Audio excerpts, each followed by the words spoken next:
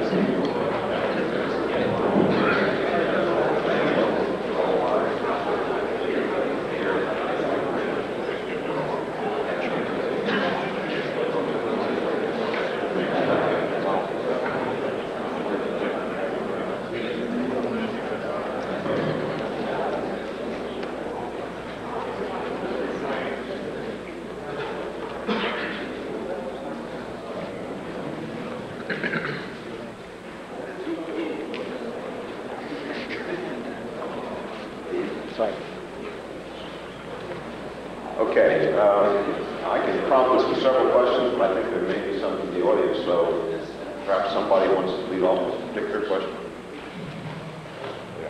Identify yourself. Legal answer to Pond. I have a question. I served with Alex Bell on the recent NRC on Catalysis Looks to the Future. Spent a lot of time on this thing. There's the Amundsen report, the Pimentel report, the Hagedis report, the Bell report, and I guess there's another one coming up.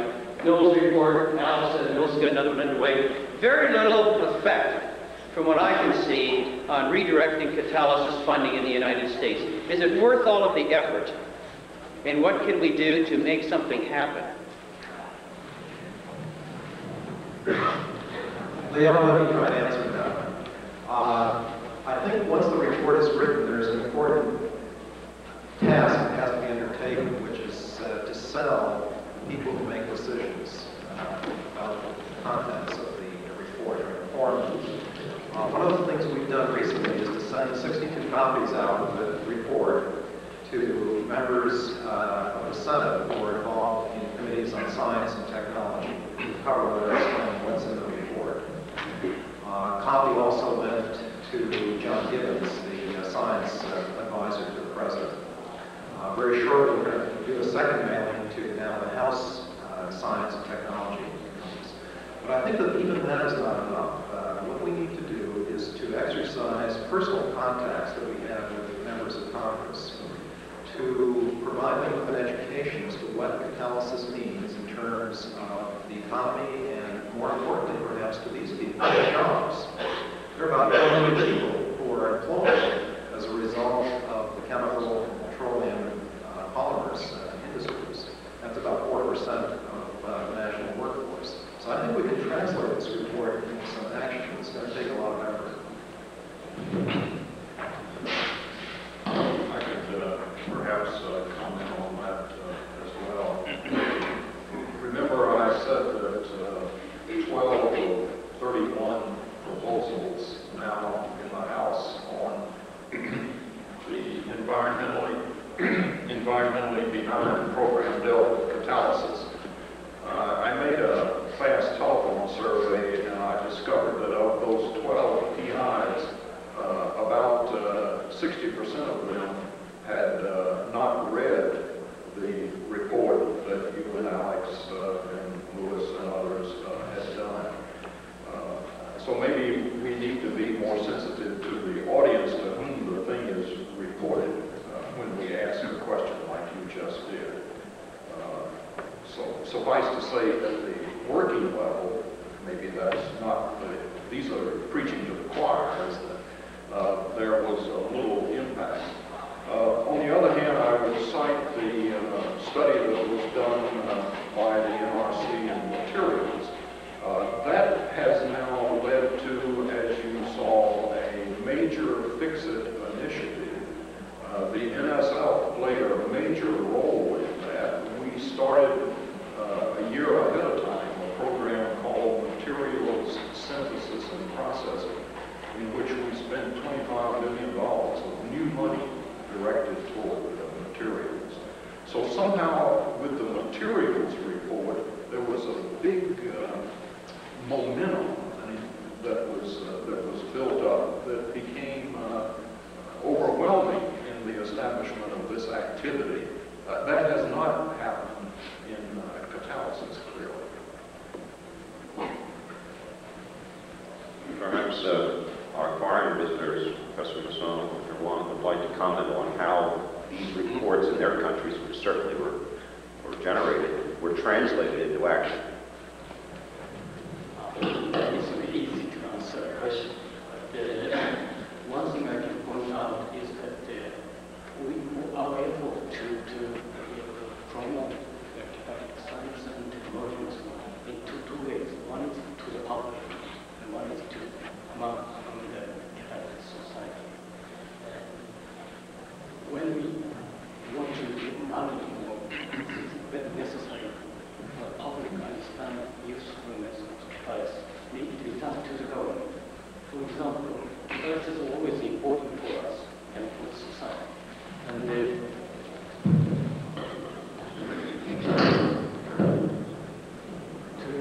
for the public to understand or the government to understand the importance of supplies, I feel that it is necessary that appropriate circumstances are necessary. At the moment, environment is a good keyword for promotion advice for the government to understand. So that what catalyzes the promotion of the catalytic science and technology very much at the moment. And about 10 years ago, Catalysis came up very broad work, and the government or industry didn't take care of it. Recently, Catalysis is one very attractive keyword for the government or industry. So to promote it is very important to see what is the keyword to produce the keyword which is acceptable for the government.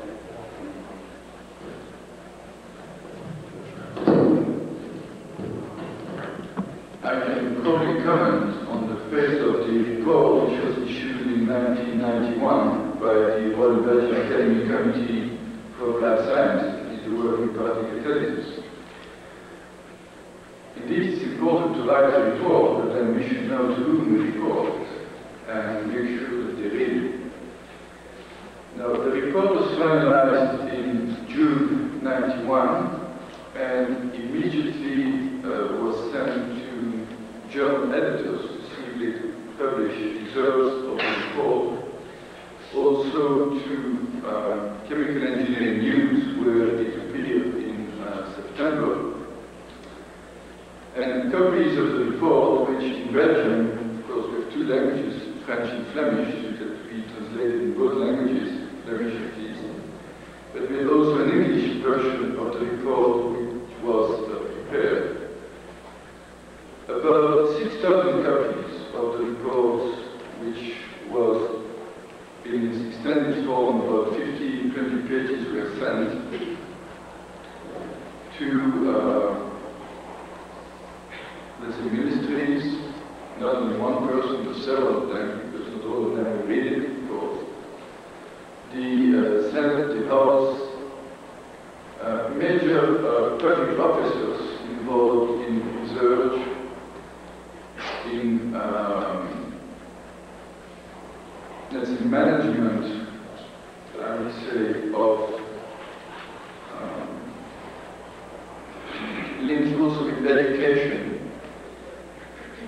Industry funding, we have several organizations in Belgium of this type, maybe too much, and they obviously don't work together. Some copies were also sent abroad. So that's the actions we have taken. Now, what is the response that we have received?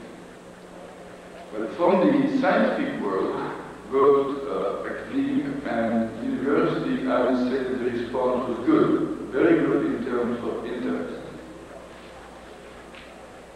From the industrial side, it has led to a program, which was the program I briefly talked about in my talk.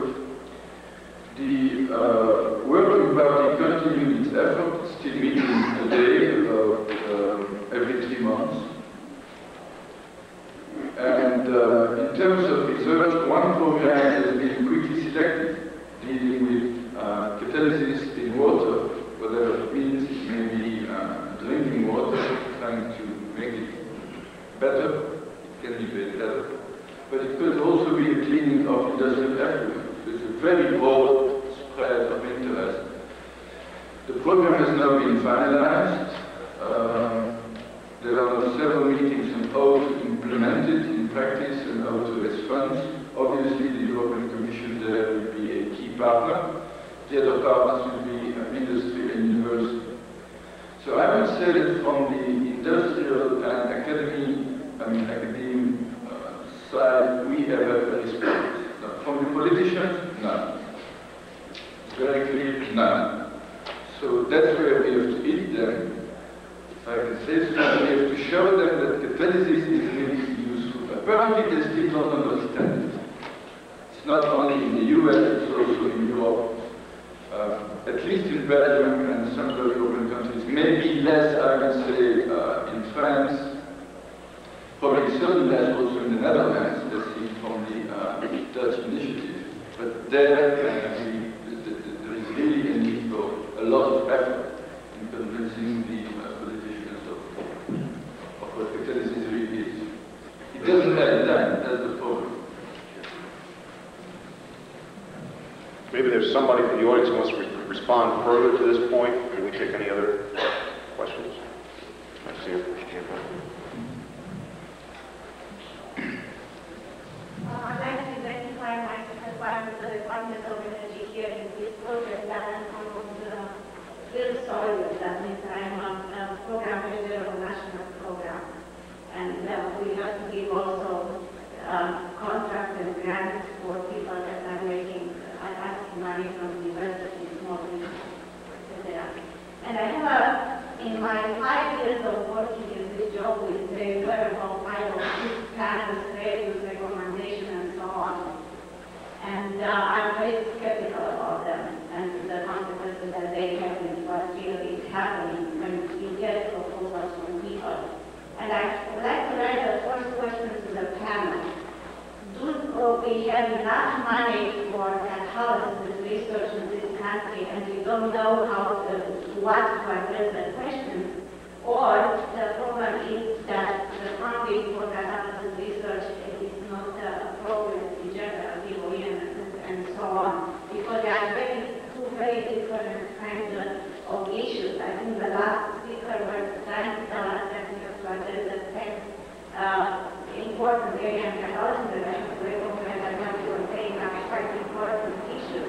However, that means that everybody that will send proposals to NSF or other colleagues with that subject will be in a very high area because it's no solution. The reality is that we cannot give grants for more than 20, maybe if we are really adventurous, 25% of the proposal is a thing that you don't know anything about. I mean, you don't give money to somebody because they say, I know how to make mineral out of but it's just me, everything is a new chemistry. And I believe that I believe we should be recognize this part, and maybe everybody should make an effort in making the recommendations to address this real issue and have a pilot concept. Not one proposal making a suggestion to do things. So I believe that the scientific community here is certainly more indication. And also another problem that I see is related to the industry. Indeed, if we have generated the first catalyst in industry, why the industry now is not hiring people that are doing catalysis? We have a lot of solar or having people going to work in industry to do research and catalysis. Where does the bright catalyst that will make to a new for the examination of quality will go after the historical program. So I really believe that I'm here and maybe some of the people that industry that are here can also go back and know that maybe the government and the university need a little bit more help and encouragement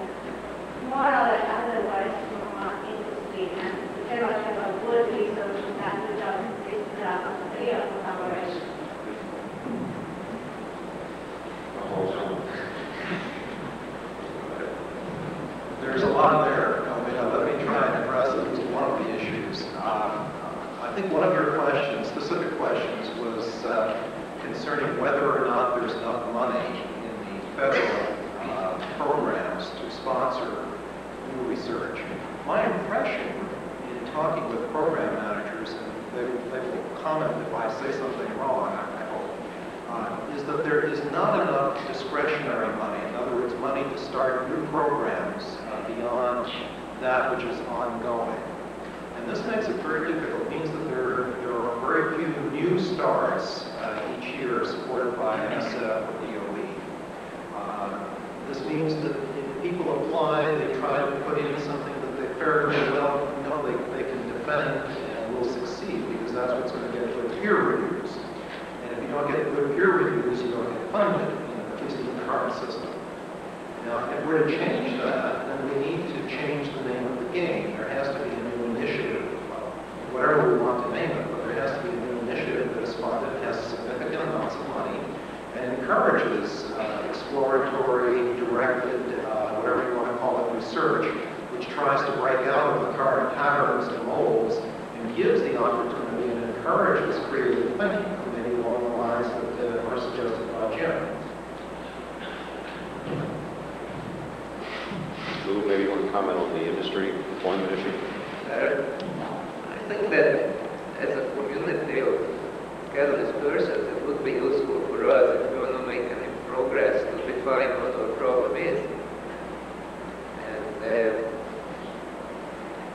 if I understand it correctly, one of our problems seems to be the public doesn't have the level of appreciation for the field which we think would be commensurate. To do something about that, some reports have been written, some in a language which the public can understand. So a video was produced, 33,000 copies of some of these were made, and these are tools which us as members of the community have to start using. The attitude that if you wrote some reports and know what will happen, nothing will happen if you use this for some educational purpose. The other aspect which was raised is, the maturity or perceived maturity of the field and the industry's attitude to Catalysis research.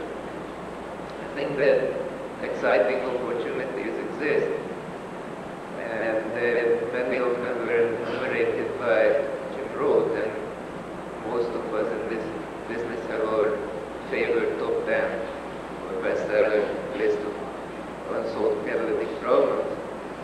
And I think that the opportunity, which is the subject of this symposium here, namely to unite the brain power of academia, industry, and government for some common purpose,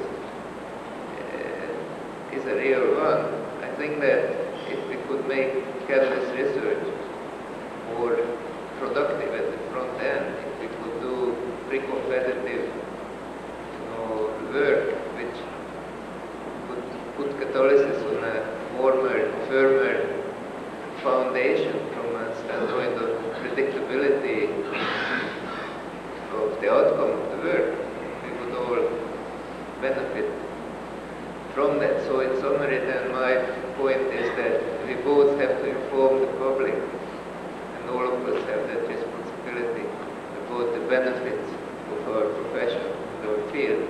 But secondly, we also have to work on making more progress faster by improving the effectiveness of catalyst development, catalyst research.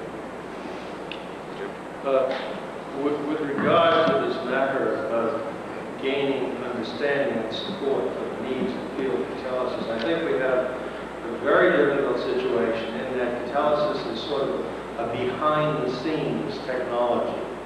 And much of chemistry has a behind-the-scenes character that is very difficult, if not perhaps almost impossible, realistically, to communicate in a way that the public can relate to.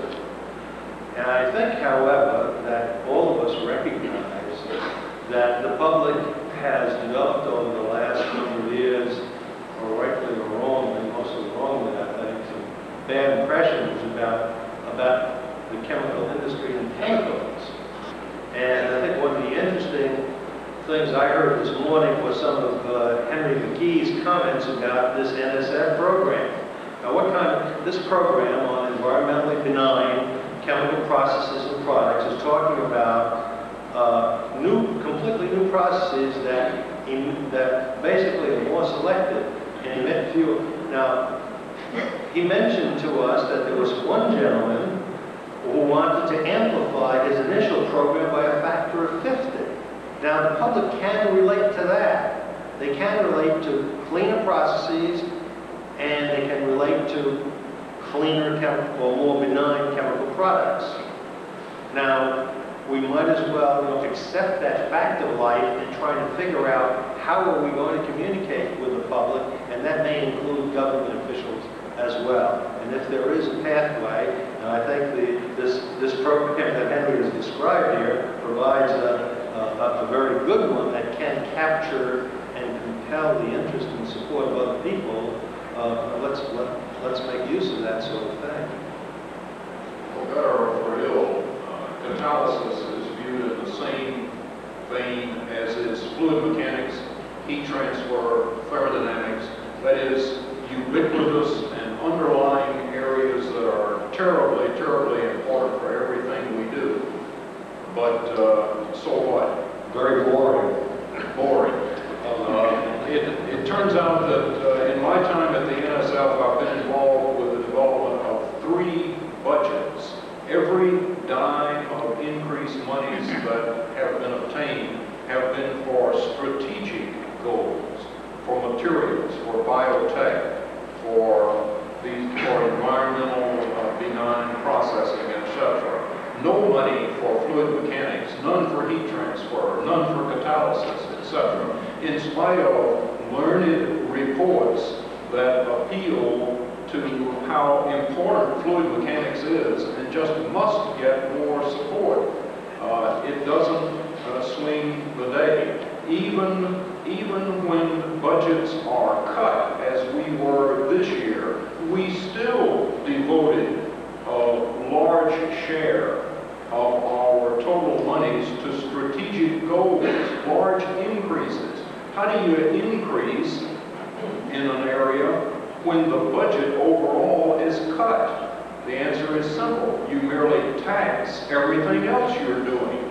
So there is less money for fluids, less money for heat, less money for catalysis, and more for materials, more for environment, more for things that the public can identify with, more for competitiveness, more for quality of life. Navier-Stokes equations are hard to relate to quality of life. I want to take issue with your statement that catalysis is boring. It is not. I didn't mean to. No, I know. However, fearing that catalysis might be boring to outsiders, I want to call your attention to the half-an-hour video which was recently released. It was produced by the Council for Chemical Research. Numerous companies supported it. The Catalysis Society used part of your membership fee supporting that video. It's an all-out attempt to explain to high school students what catalysts are, how do they work. There's graphics in it, there are applications in it which they can relate to. It is being distributed by the Council for Chemical Research for a nominal reproduction fee. It can be freely copied and reproduced and spread around. And if everyone in this room who seems to be interested in the fate of catalysis would undertake the effort of getting hold of a copy and showing it to 2 other people, possibly their children or neighbors, I think that a great step would go forward towards popularizing what catalysts are and how do they work and how important they are. Politicians will respond to that. Politicians respond to public pressure. And I think that public responds to their perceived needs. And I think they need to be shown what catalysts can do for them. So I urge you to order a copy of this. It is readily available to the Council for Chemical Research with unlimited and unrestricted distribution. I might add that Gary is going to give that tape also to each one of the members of the board of directors. Most of us are known. You can write to us and we'll get you a copy. Apparently we only have to pay for the initial copy and it can be copied after that. So, Legal Management Fund. I want to get back to the question of federal funding for high-risk projects. And I submit that you can still get a lot of tremendously good science out of high-risk projects.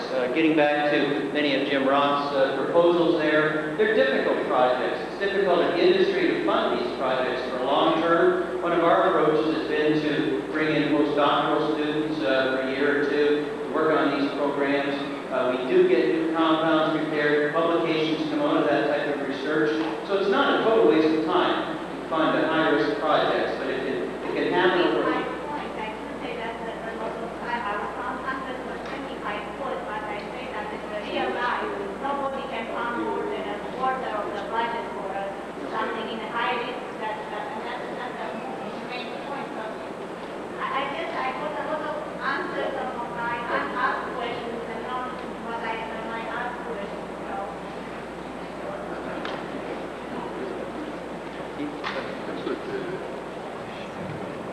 Yes, I'd like to follow up this idea of the Institute with Jim, if I may.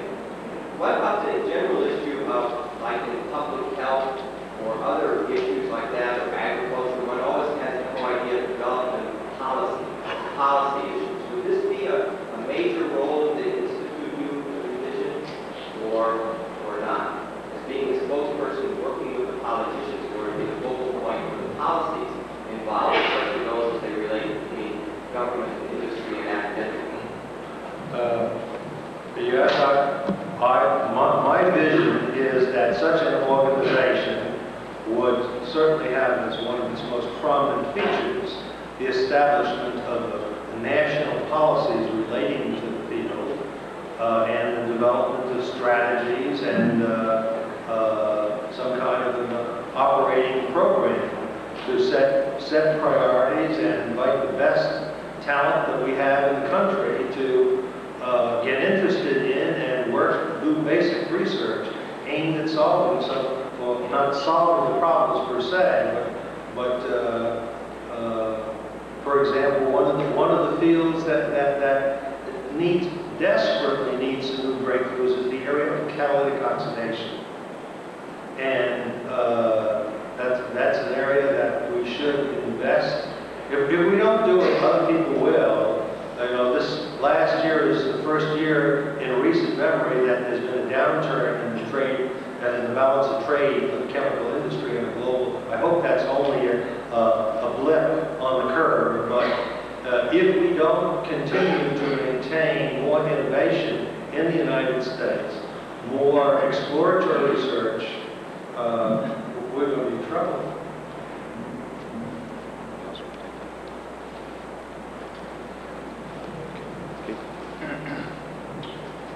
The notion of a national institute of intelligence has been taken around since the 1950s. However, all previous ideas of this have visualized some kind of a research center. Okay, and this is generally been thought not to be an important thing, because when it first came up, industry was very much research. However, I think the idea of an academy or an institute of the type we thought, perhaps centered in Washington, where you act as a direction for funding and for integration of industrial research with academic research is a new twist and a good idea. I know I want to make one other comment to the fact that many of us were extremely disappointed when we found that, considering the contribution of catalysis to 40–50% of the gross national product, it didn't make the list of strategic critical technology. technologies. And I'd like to ask Louis Pagans, why not?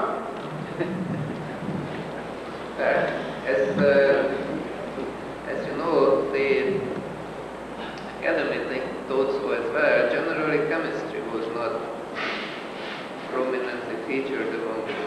the critical technologies. And so in this report, which I chair for the BCSD, is set out, to underline the critical role of chemical research. And as I mentioned this morning, a casual search of the text indicates that catalysis was mentioned 77 times on 70 pages.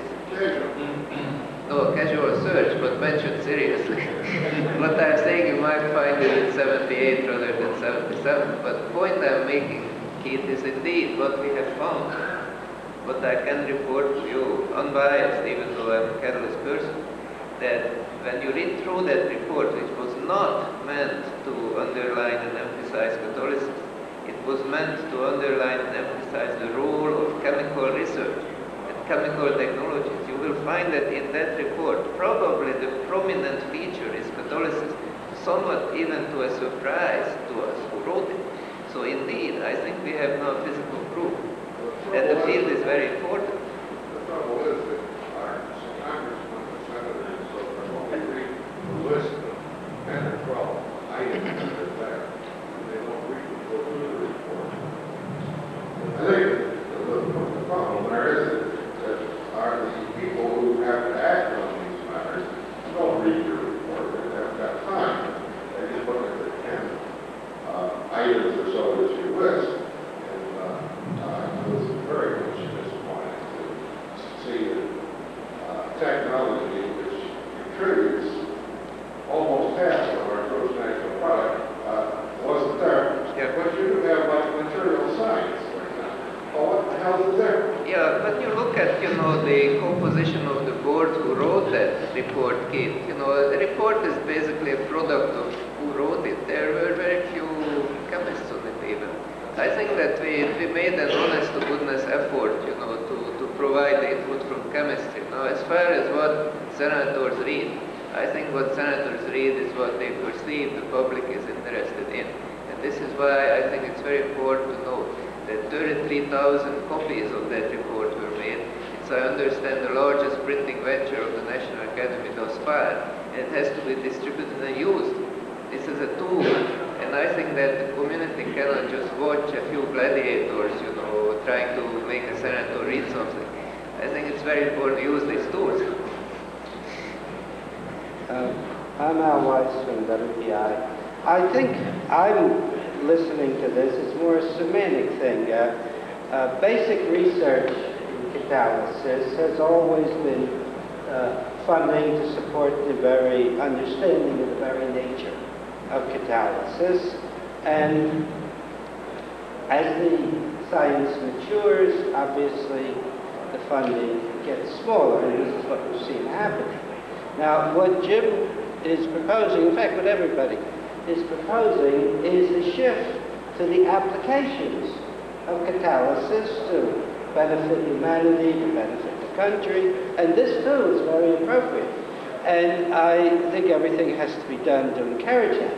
But you don't have to be so gloomy about basic research in catalysis, because the fact of the matter is, while you're doing applied research, this is a spin-off. I think almost every process study learns something of the nature of catalysis in the course of it, and I think this is where some of our major advances in understanding catalysis have come from. So I don't see the problem. It may be semantic of what we're calling the research, as opposed to not having basic research being funded. May want to comment on that?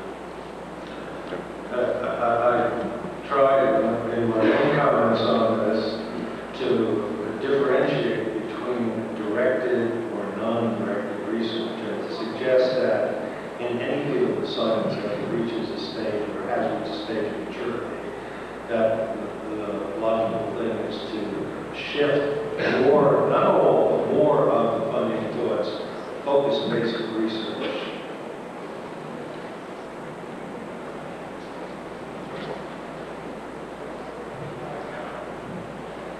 My name is Rahul Valdez. I'm with the School of Computer Science in NAM Pittsburgh.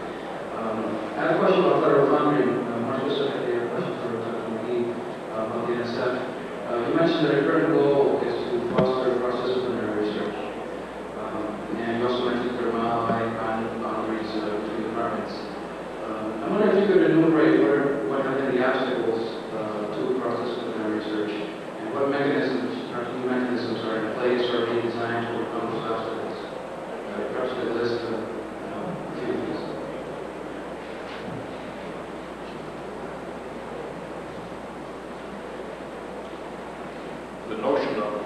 putting emphasis upon or funding the cross-disciplinary projects is perhaps the largest stimulation we can provide from our vantage point at the NSF. Clearly, we cannot direct anybody to do anything. We can merely select where resources, the very limited resources, should go. So that's one avenue. Certainly, I think probably the most powerful avenue.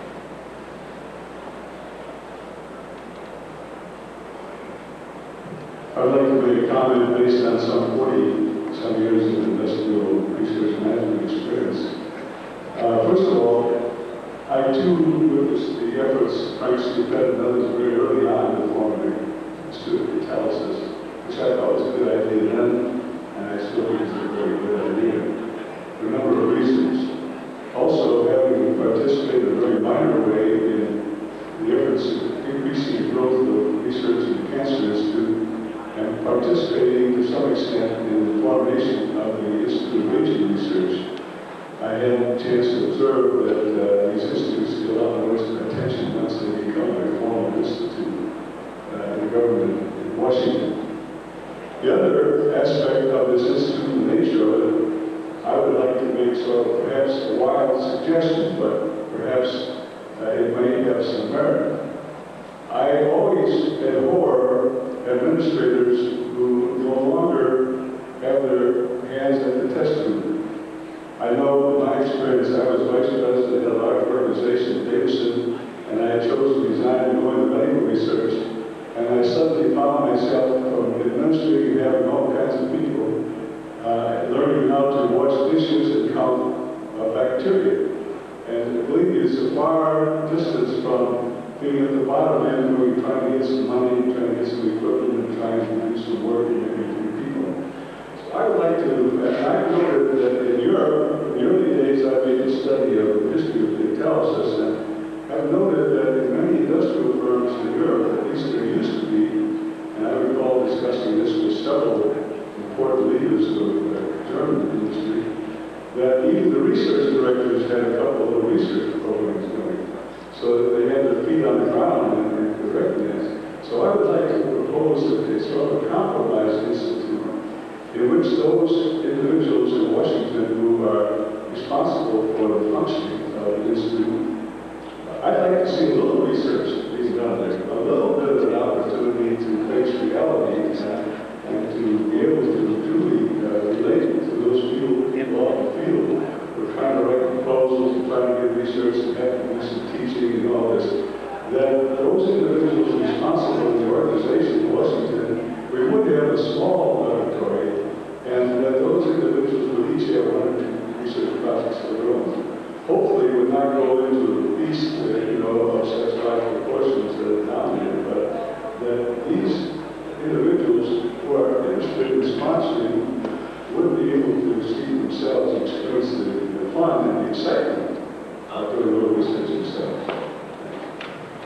That's a very good point. I would remind you that the professional staff at the National Science Foundation is about a half visitors. And when people come who are typically university professors, sometimes industrial people, we provide financial backup so that program officer or division director or whatever the position may be can return to his or her university every couple of weeks, say, to meet with graduate students and keep your hand in and publish every now and then, and behave as a professional, just as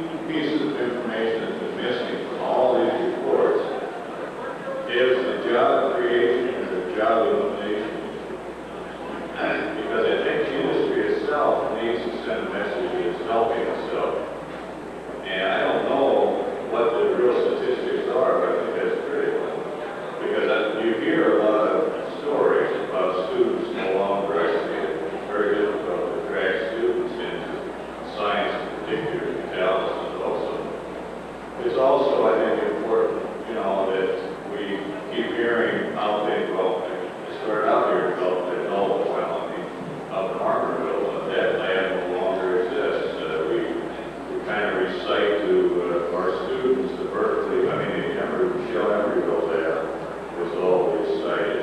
So I think a real key issue is, has Catalysis in fact generated jobs in the United States, or has eliminated jobs? If it's eliminated jobs, politicians can say, why should we put more money in an area that's cutting us down?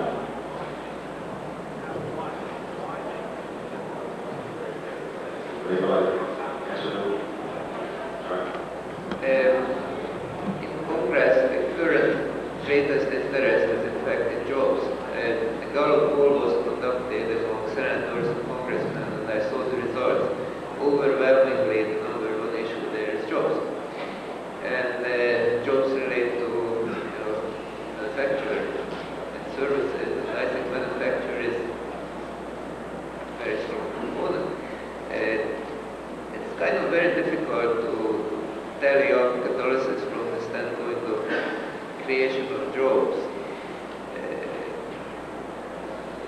We have tallied up the economic impact of Catalysis in terms of sales generated. We know that $1 worth of catalyst generates about $200 worth of goods sold. But then these are highly automated and very productive industries, and not commonly associated with very large numbers of employees. My net guess would be, nevertheless, that if you include in Catalysis some of the broader areas, if you don't restrict it only to chemicals and petroleum, but also include pharmaceutical industry, which heavily relies on Catalysis, and then if you add some pinch of the bio-Catalysis community, which is very large, obviously very active, my guess would be that Catalysis has been carrying a very large portion of not only our GNP, but also our employee workforce. I just want to add to what was just said. About 3 years ago, I had occasion to investigate some information from the Department of Commerce reports about employment of the chemical and allied products industry. And at that time, the chemical and allied products industry was third in the United States, behind only the automotive industry and I believe textile industry. I'm not sure it was there. I forgot what number 2 was. And so it was quite substantial. So if you allow us to assume that Catalysis is the underpinning technology of most of the chemical industry, then I think it's fair to say that, David would say that Catalysis and chemistry constitute a major source of employment. And I've seen nothing in the last few years since that data was developed to suggest that there's been any significant change. I think the industry is a major source of employment and will continue to be so as long as the industry remains competitive. Jim, could I ask you to react to this point from the point of view of your concern for methanol production from methane? It's on your list of 10 unsolved issues. We have been trying to develop a joint venture with the Gas Research Institute in Chicago. That institute has given up putting money into C1 chemistry. They argue that if we are successful with a magic catalyst that will convert methane to methanol, that it will result in jobs and development in the Middle East. And our friends in the Middle East will ship us methanol, and it will result in no jobs in America. Well, that sounds like a complicated situation that I just can't react to right offhand. But it seems to me that if we want to maintain a competitive position, not only in methanol, but if you had cheap methanol, it's conceivable that one might make hydrogen, for example, from methanol rather than the other way around. I think we have to think through the ripple effects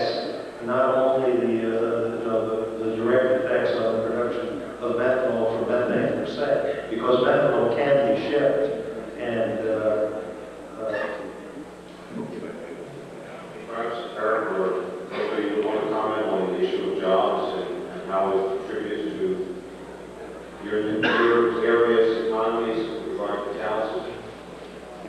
I can't comment on that point, but may I comment something? I think for us, it is obvious that catalysis is very important. So what is important, what we should do is, as I mentioned, for public or government to understand that. And I think it is one important point. It's also important. It's important for executives of the chemical industry to understand the importance of catalysis program. The chemical industry in Japan is in worse shape as compared to the United States. I think there are many opportunities in the chemical industry in the States for catalysis. We do not have any natural resources. We have to buy very costly oil, and we have salary of Japanese workers are not very high due to the exchange rate changes. So we have many disadvantages. So it seems that for American chemical industry, a lot of opportunities to make money out of catalytic technology. What do you? I don't know. You should do it to make the executives understand the importance of catalysis. Even if you use conventional catalytic technology, you may make a lot of money. Although our future chemical industry is not so bright. Because another point, we have the reaction of these politicians. The reaction is mechanism of the reaction is very complex and almost always not rational. For example, in Japan, global warming is very, very passionate topic, and the government is willing to fund a lot. Although there are not measures, they are willing to be a lot of money. I think we don't have good measures, chemical measures. We should say we have, but actually we don't have. I think that program is a good opportunity for us to make the public understand the importance of energy systems and efficient mass flow systems. Because now the public and politicians are anxious about the future of the energy flow or mass flow. For the chemical technology, important technology, and also the catalytic technology is probably in the center of that. So it's a good opportunity for us to make public government understanding, to give scientifically sound understanding of the problem. Through that, they may understand that select efficient catalytic conversion of materials for chemical energies are so essential for the welfare of the society. We have a small innovation. We should say to the public that catalysis is one of the most important technologies. We shouldn't say that catalysis is only one important technology. And also we should cooperate other engineers and other industries. By the effective combination of those various technologies, we can cope with future problems we will encounter over the next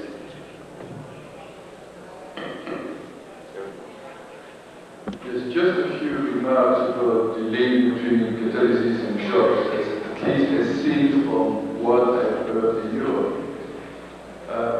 Basically, our position would be that there is no direct link. First of all, because when the politicians or whoever talk about jobs, they would like to respond immediately to the problem that we have with jobs, and obviously catalysis is not going to help in that respect. I mean, of course, we may hire a few new employees here and there, but this is a minimal number of jobs.